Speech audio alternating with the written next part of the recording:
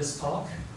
My name is Dongbo Zhang. I'm an associate dean for language and curriculum and teaching and curriculum development. I'm also a member of the Center for Language and Literacy Education in the Faculty of Education. Today, we are very delighted to have Professor Alessandro Benetti visiting us and also giving us a talk on the place of a second language acquisition in language and teaching education. Let me say a few words about Professor Benetti before we move on to the talk itself.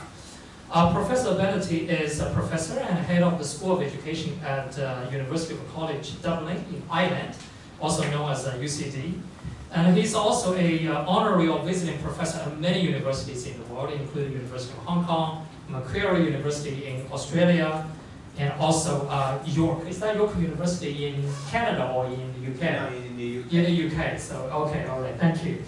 So Professor Benetti's work has mainly focused on language and sentence processing, a very important psycholinguistic issue, and he's currently coordinator of the Psycholinguistic Lab and a PhD program in bilingual education at UCD. His work has appeared in many top-tier journals in our field, including second language research, language teaching research, system, language teaching, applied linguistics, journal of psycholinguistic research, for example.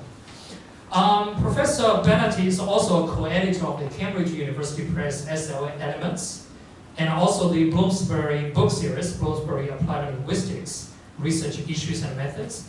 He has been a panel member of many academies, organizations in the United Kingdom, including some of you might know the REF, Research Excellence Framework. So serving as a panel member of for REF is a prestigious role. So without further ado, let's welcome Professor Benetti to deliver his talk. Thank you very much. Thank you. Thank you for your introduction, very generous introduction. Thank you for coming today. Can you hear me? Yes. Okay. Because I hate using the microphone, so it's great. Okay, so yes, today I'm going to talk about language teacher education. There is a reason for that. Is that about 3 years ago I got a new job. I was offered a new job at UCD, University College Dublin. And the reason why they wanted me there is really to try to develop a language teacher education program. We call it CPD, Continued Professional Development.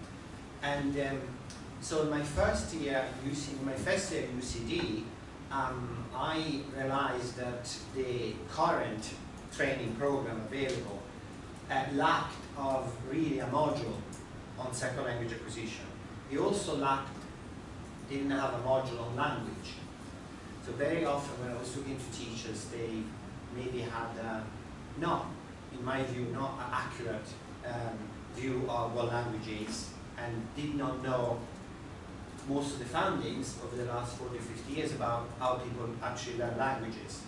So I thought that it was important to have develop a new language teacher education program. I did one that is an online program now available, and thankfully the government of Ireland now is providing subsidy to teach 80% towards the fee, which is great.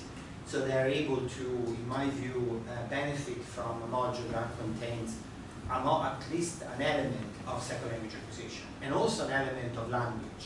You can understand exactly what language is. So my talk today is quite a general talk. It's to tell you a little bit about my observations about language teacher education in Ireland and what I think is lacking and what I think we should be doing the way forward, and also tell you a little bit about the story of what we have been doing for the last 3 years in Ireland, not just myself, but also my colleagues. We have a psycholinguistic lab. You might think there is no relation between a psycholinguistic lab and a language teacher education program, but I think there is, in my view. And there's lots of things that we can are beneficial for teachers, that perhaps they don't know, that they come from findings directly from SLA research and psycholinguistic research. So this is what I'm going to do today. There's only a few slides, and then we'll have much more time for discussion. I think I don't want to speak too much. So maximum 20-30 minutes. So then we'll have time for full discussions. Yeah, you can ask me any question. So This is the first things I noted as I was in Ireland. There was a lot of, when I was talking to teachers, there was a lot of teachers had strong beliefs, you know, nothing wrong with beliefs, yeah, there's nothing wrong. Some teachers are very experienced, of course, and they have strong beliefs, and we have to respect that.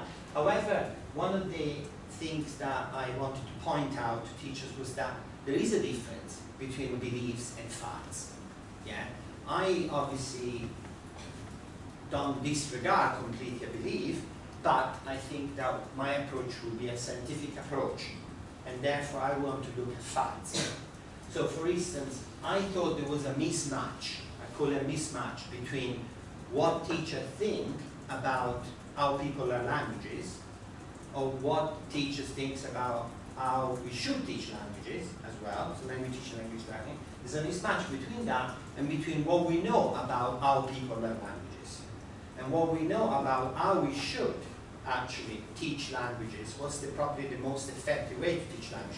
Because there is a link. There's a lot of findings in second language acquisition over the last 40 to 50 years that they really better inform language teaching. But I do think, I felt that in my experience in Ireland there was a clear mismatch. You know, every time I was talking to teachers about second language acquisition, for instance, I was telling them, oh look, but you know, this is what happened with their languages.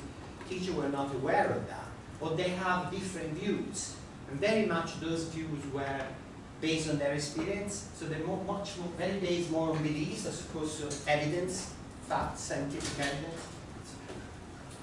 So I've noticed that there was a limited probably knowledge and understanding of second language acquisition, yeah, and also the interface between second language acquisition and language teaching, because I think there is one. So I emphasize, for the first year I was in Ireland, I emphasized a lot in my module I was teaching that there was a difference between a belief and a fact.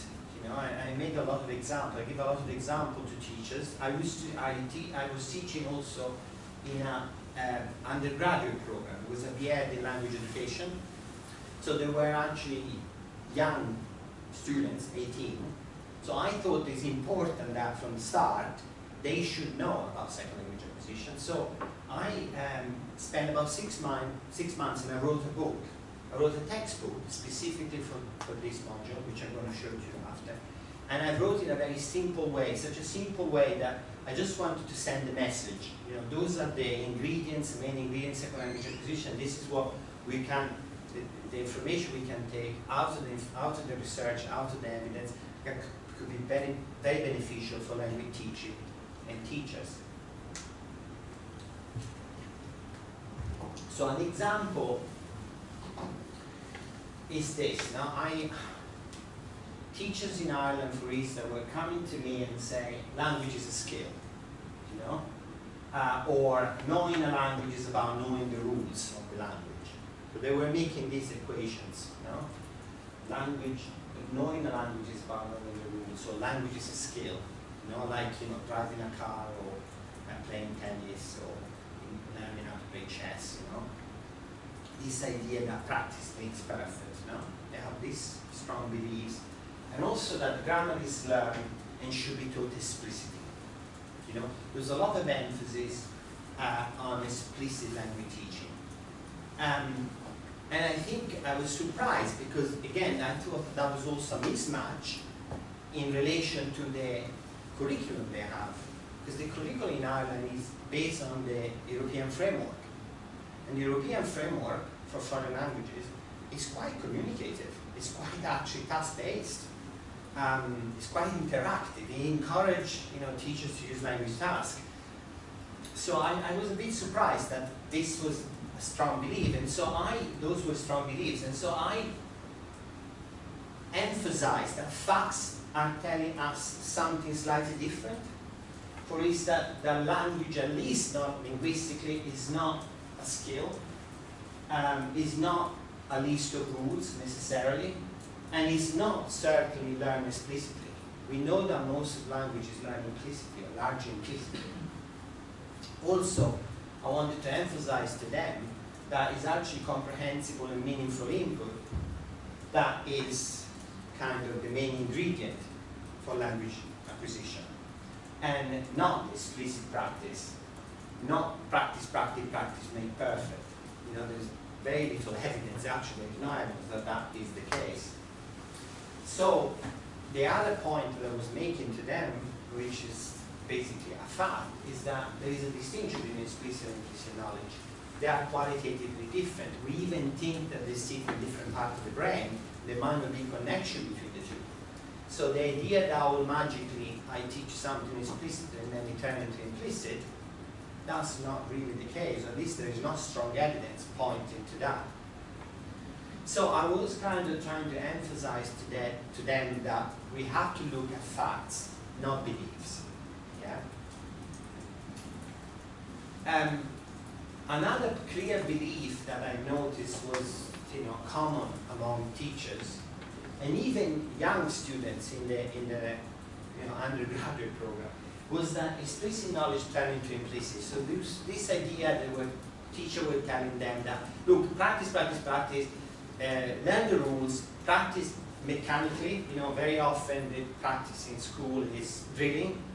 So the teacher is the drill leader, and they practice, and they don't even have to understand what they're doing. They're only mechanically, substituting or transforming sentences. And so I said, I kept saying, look, I don't think that is a good practice. There's a lot of things you can do to focus on grammar. Actually, there's an area of research in second language acquisition, as we know, that is about focus on form, that is telling us actually that there are different options, much better option than basically teaching the grammar explicitly and then making, obviously, individual learner to practice, practice, practice very mechanically. But also, I was emphasizing the fact that fact tells us that, for instance, explicit and implicit knowledge are qualitatively different and possibly separated in our brain, and there's no interface. And there is no mechanism, at least that we know, that turn one into another. Yeah? So again, I was telling them, look, there are options available. You don't need to, teach the grammar in that way. That's not the way the grammar gets into our head. That's not the way grammar develops in our head. So this mismatch was clear to me was due to the fact of poor training, very traditional teaching. Unfortunately, a clear mismatch in Ireland between textbooks, very, very traditional, and a curriculum that is actually not. It's not traditional at all. So I was, at the time I was talking to the government, I give advice for about 6 months, and I said, the Department of Training and the Department of Curriculum, they should talk to each other. They should work together. Because they kept saying, oh, but they are two different departments. Yeah, but you have now changed the curriculum for primary school and secondary school in the last 2 to 3 years. You introduce a new curriculum which is very communicative, is very interactive, is very task-based, and so on and so forth. But then you're still training teachers using a very traditional way and using textbooks that are so traditional, and using assessment that are also very traditional. So you need to do something about this. Otherwise, you won't even be able to fulfill the new curriculum. There will definitely be a mismatch there, and therefore there is need realignment. Again, it's not just in Ireland, but over the years, and I think I've been focusing more on language teaching the last 10 years of my career. Before I was kind of very much engaged on working on a theory called the input processing theory with our colleagues from the United States. I've done quite a lot of research on that, and processing structure, which was a pedagogical model of that theory. Then in the last 10 years, I got much more interested in language teaching and language education and teacher education. And I've noticed a number of things, that the perpetuation of these beliefs very often leads to a number of problems. First of all, it leads to teach language and developing in individual learning what we call a like behavior, language-like behavior, but not acquisition. They might be able to put together a sentence, but they're not being able then to use language in spontaneous communication, for instance. So we call it language-like behavior. Very often traditional and effective practices. I see that when I go, for instance, to visit school now, teacher tells me, oh, but we're using task. And I say, oh, that's great, show me to me. And then they show what showing to me is not a task, but is an exercise, which is very different. ineffective materials is something that we probably need to deal with, or we need to help teachers with. Later on, I will show you a project I've been working on for the last couple of years, an artificial intelligence platform based for helping teachers to integrate really good tasks into their teaching. Traditional curriculum assessment practices, as I said, this remains a problem, particularly in Ireland. The assessment of modern foreign languages is very traditional still. And again, as I said, there's a mismatch between that and the curriculum, the new curriculum that they have. More importantly, there is an effective language teacher education training. They tend to train teachers to use textbooks, you know? So they train them to use the textbooks. And if they train them to use the textbooks, and the textbooks are traditional, again, they ended up to using obviously traditional methodology for language teaching. The other thing I noticed, and this is not a criticism to anyone in particular, but a lot of teachers then, because they're not well informed, they get involved in research sometimes, even action research that could be very useful, but it becomes very anecdotal, you know, and therefore it doesn't contribute, in my view, to practice second language acquisition research or a better understanding of how people actually learn and how we should teach languages. For instance, I think there is a possibility of developing research project, small-scale studies, which could be very useful for teachers, but they have to be conducted properly. Yeah, lots of the research, unfortunately, is still anecdotal, and it doesn't actually provide good insight. Actually, very often teachers tend to come up with conclusions about their findings, which cannot be really supported because the research is not solid. So what we need is observable, measurable, scientific, and basic facts about language and language acquisition. Those should be explained to practitioners, particularly the implication of these facts have for language teaching. Yeah. So what we need to do, and what I have been trying to do in the last year, is to try to reconnect knowledge with innovation, as I say. So it's very important that everything we teach in our language teacher program, language teacher education program, is about knowledge, and it's about what we know, what we can prove. It's about the evidence. It's about the theory and the research that's been, has produced some of the research that could be then lead to innovation in language teaching. So I have this formula of knowledge equal innovations. It's like we want to pour new wine into new bottles, yeah, not in old bottles, really. So what we need to do is developing a scientific and evidence-based teacher language education program. And this is what I have done in Ireland, and I developed that with the help of AI as well, artificial intelligence, and also the program is available online. It's been made available online.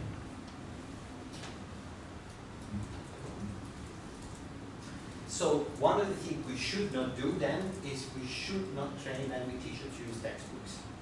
I think we should stop that practice. We should move from a belief, as I call based, to a fact-based approach to language teacher education.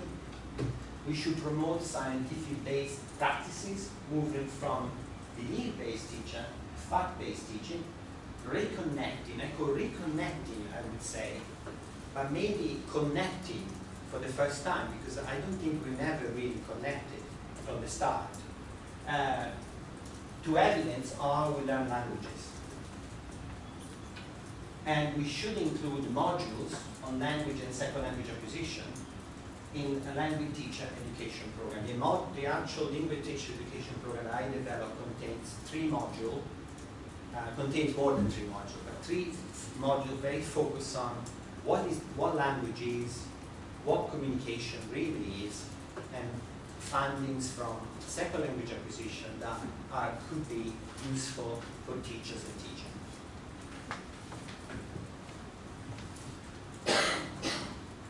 Now, I just want to cover this very briefly. The same approach should be, used for integrating second language acquisition funding into language technology. I see a lot of development in artificial intelligence or use of technology for language learning and teaching, but sometimes I don't see, I see these approaches are really not based on evidence or not based on what we read, what we know about people learning languages again. So I think that when we develop in technology, and this is why I got involved into developing this artificial intelligence engine platform for language teachers, which will be launched in January next year. We need to be evidence, again, scientific based. Yeah? So everything we do from technology, again, we need to look back how people learn languages. So the importance of second language acquisition again emerge here. So we need to reconnect again in this case with what we know about language and language acquisition, and we need to design classroom pedagogical practices in which actually educational principle and scientific findings come together, not technological capabilities. Actually, we shouldn't be just based on the technology, but the principles should actually drive obviously this development. The principle and the findings in second language acquisition should drive development in language technology. And so, just briefly, this is what I've used for the development of my language teacher education module, and also for my artificial intelligence platform for language teachers. Is basic finding, basic principle in second language acquisition, yeah? Which I think probably across the 10 different theories in SLA, we kind of agree, yeah? Maybe not with all of them, but most of this finding. For instance, that comprehensive and meaningful input play a primary role. We know that language input play a primary role in second language acquisition. It's got to be comprehensible and meaningful, though. Not all input, yeah, can help, but if it's comprehensible and meaningful, definitely will facilitate language acquisition. The language acquisition is process independent, so we know that we connect word and meaning, and that connection word and meaning does help to process language. We know that in nature, largely, acquisition is implicit. We know that there is not actually strong evidence. I know there are theories in second language acquisition that would disagree with what I say here, but the more I look at the evidence, the more I'm not convinced that at some point, magically declarative become procedural, knowledge or explicit knowledge turn into implicit. People can say a lot of things about, maybe there is some research finding. I haven't come across any finding that shows to me what are the mechanisms responsible for that. And so I'm very skeptical. So my view is still that there is no interface between explicit and implicit knowledge. And output interaction have a limited actually role, and they are constrained, have a constrained role in language acquisition. So I think that in a model of acquisition that moves from input to output, it's important that we emphasize the role of input, at least initially. Of course, interaction and input play a role, an important role as well, but the initial role, the primary role is input. That is going to be comprehensible, easy to process, and it is going to be meaningful. Yeah? So those are the principles at the basis of the development of a module within a language teacher education program. And those are the principles that derives from those principles in SLA for language teaching, that they also emphasize in the module for language teacher education. And they also emphasize in the AI platform and in engine-based platform I'm developing with colleagues. So the target language, comprehensible and meaningful, should be used at all time in a classroom. The vocabulary should be learned for a purpose and a context to facilitate word meaning connections. That the focus on form should be input-oriented and meaning-based. Yeah? So in other words, that should avoid the use of the L1 of the students in class, because if you minimize the exposure to input, then again, we deprive learners from the essential ingredient for acquisition. But that input needs to be meaningful and comprehensive. There's many ways we can do that in the classroom, no? We can linguistically make it very more comprehensible and meaningful as well. So vocabulary, again, we shouldn't be ask students to repeat vocabulary, or we ask students to memorize words, yeah? But vocabulary needs to be integrated in, for instance, reading comprehension activity, when words can be used frequently, it can be announced, the learner have to do something to comprehend, and then they might make that connection between that word and meaning. So it's got to be embedded, yeah, not learned by heart. Just to give you an example. So all those principles, this is about grammar, no? It shouldn't be practice grammar by drilling, yeah? We should be using different types of focus on form, like, you know, textual announcement, input flood, structure input. They're all good options that actually help learner to actually get the grammar into their heads, yeah, as opposed to teach the grammar explicitly, yeah. Corrective feedback as well should be indirect and implicit. So again, we emphasize the importance and the role of listener recasting as opposed to error correction that is explicit again. Language interactive tasks. Tasks are the backbone of the curriculum. So again, developing good interactive tasks for reading, speaking, writing, and reading is crucial, yeah? And sometimes, again, textbooks are full of traditional practice. Like giving an example, reading very often is read and translate, or read and answer questions. The reading comprehension activity, reading comprehension task that we have in mind, they have a pre-reading, while reading, post-reading. They make it basically gradually bridge the gap between the reader and the text. You know, they're helping the individual reader to process the language gradually, to connect the words with meaning, and so on and so forth. So much, much better. There's actual research here, even actual research is showing that even the student engage much better on a reading comprehension task, that they, you know, they have to work together, they have to share information, blah, blah, blah, as opposed to read and translate. Very often, after a few minutes, I noticed that in class, students start looking at their phone, yeah, because it's very boring type of activity. So these are the principles based on the evidence we have in second language acquisition that they have been informing our basically language teacher training program, and also the artificial intelligence platform. And those are really the 5 pillars for an effective language teacher education approach. So the knowledge of what language is, this is very important, because very often when I ask a teacher, what is language? The first thing they tell me, oh, it's a skill. It's like, you know, it's like practicing something. The more I practice, the better I get. You know, and then I say, oh, well, language is not that. In my view, language is more abstract, it's more implicit. It's, you know, it's not that. It's not a skill. It's very multi-componential as well, you know, and so on.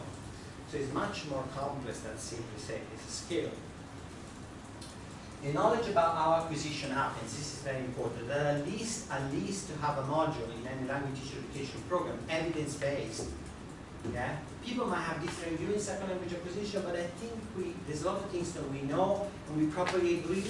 Although sometimes I know we disagree about lots of things.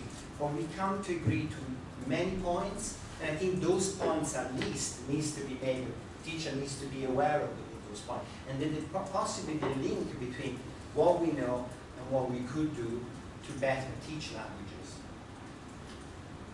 The understanding what a language task is, because again, I noticed my experience in the last 3 years, when I talk about task, there is a misunderstanding. A task has specific characteristics, and very often teachers mix that with an exercise, which is different. And also the other thing I noticed is when I ask a teacher about communication, they tell me, oh, communication is speaking. Oh, what is communication? Oh, speaking. As long as we engage a learner to speak, that's communication. Or they tell me, communication is Q&A. You know, and I see that happen in the class. They go into the class and ask a question and they're silent.